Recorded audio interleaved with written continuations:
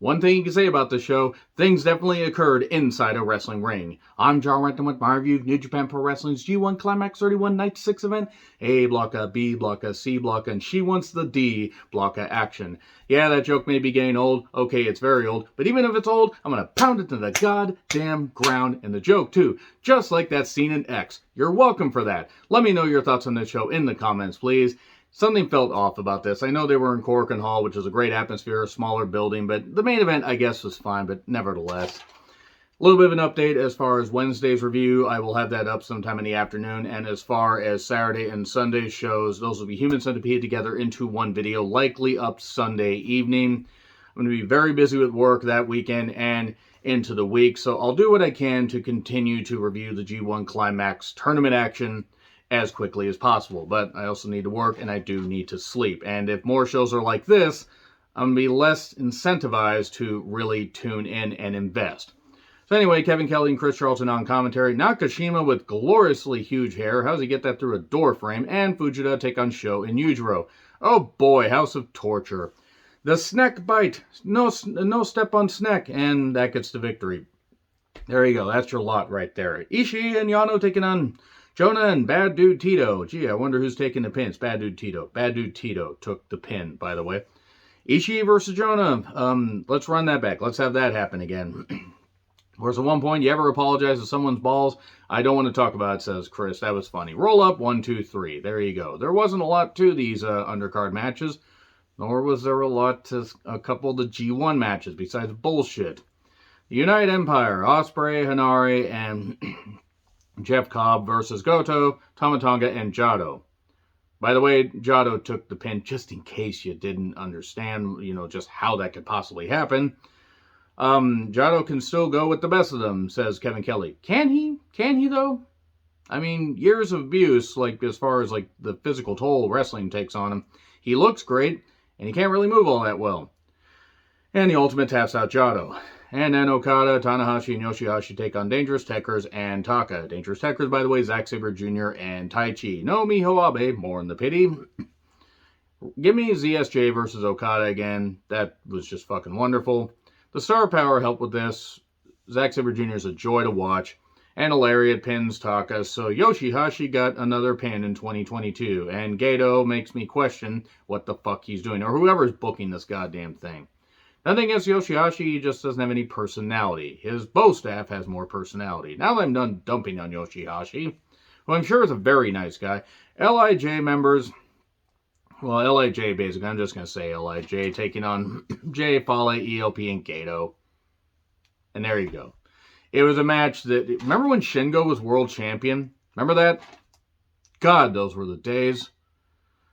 MX pins Gato after 10 minutes. It was a match involving Jay White. Why would I care? It also involving Fale. Why would I care? I don't care if I sound bitter. Look, I understand there are people that like Jay White, and that's great. He does the same shit. And I'm bored. He bores me. Okan takes on Chase Owens in B block of action. Speaking of people that bored me, why is Chase Owens being featured in any prominent role? He uses powder in the eyes and continues to beat down on Okan. Okan does use a sheep killer at one point. Then he gets hot shot into the into the ropes. Package pile driver. 1, 2, 3. Chase Owens gets a victory in the G1. Yeah, whoever came up with that decision honestly deserves to be fired from the company. And then Kenta took on Evil with Dick Togo. Yes, I know it's Dick Togo, but nevertheless. C block of action, and I got a bad feeling about this, and I was right. Kenta apparently has a book out. Good for him. Chris Charlton did joke that Kenta was going to look for a copy of his book under the ring. Then he found it. He says, I promise nobody prepped me on this. And then we got more bullshit and interference. And then the lights went out. Look out. Oh no, Show could have possibly been it. And then there's a choke with a chair, or a choke with a shirt, and then a chair battle. And then Dick held the feet of Kenta, and he couldn't get back in the ring, and we got a count out. That's the third count out, and we're only on night 6. Lazy ass fucking booking here. And then Kenta was just okay with it. Way to make Kenta one of the few stars that they actually have that means anything. Seemed like, oh, okay, cool. Whatever. fucking House of Torture and Bullet Club bullshit. Lance Archer took on Filthy Tom Lawler in a block of action. It was power versus skill. Not that Archer doesn't have skill, but Tom Lawler's more the ground-based guy, and the fact he was smaller, even though he's a pretty big athlete, he kept chopping him down. Archer, when motivated, is fucking scary. We did get a nice lift into a slam. That was really good strength by Lawler. But eventually there was a blackout 1, 2, 3. I gotta be honest, this match didn't... I had decent expectations for this. It was fine. Maybe it's Clash of Styles. It wasn't bad. And then David Finlay taking on Juice Robinson. You know, Juice as a heel might have worked if Bullet Club wasn't basically just on, well, it wasn't basically just a mummy husk at this point. FinJuice explodes. It was well worked. There was a lot of shoulder focus. It also went over 20 minutes when it probably should have gone 15. We got the stunner for 2. And then a pile driver on the floor. Oh, God. Okay. Well, that's it. Juice is going to win.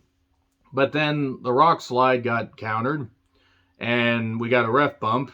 But then we got the trash panda. 1, 2, 3. So David Finlay comes back from a pile driver on the floor to win.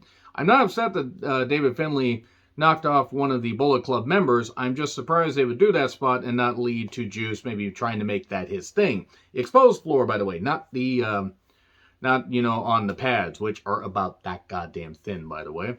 So yeah, David Finlay wins. Okay, so again, Wednesday review will be up in the afternoon, and then the Saturday, Sunday shows will be Human Centipede together into one video, possibly Sunday evening, Monday evening at the latest. Just depends, guys. There's a whole lot of shit that I'm doing. In addition to work, also just taking care of myself. Also got a few things going on. Anyway, agree, disagree, what I said. Like, share, subscribe, Twitter handle in the description. I'm John Rentlin. I'll see you soon.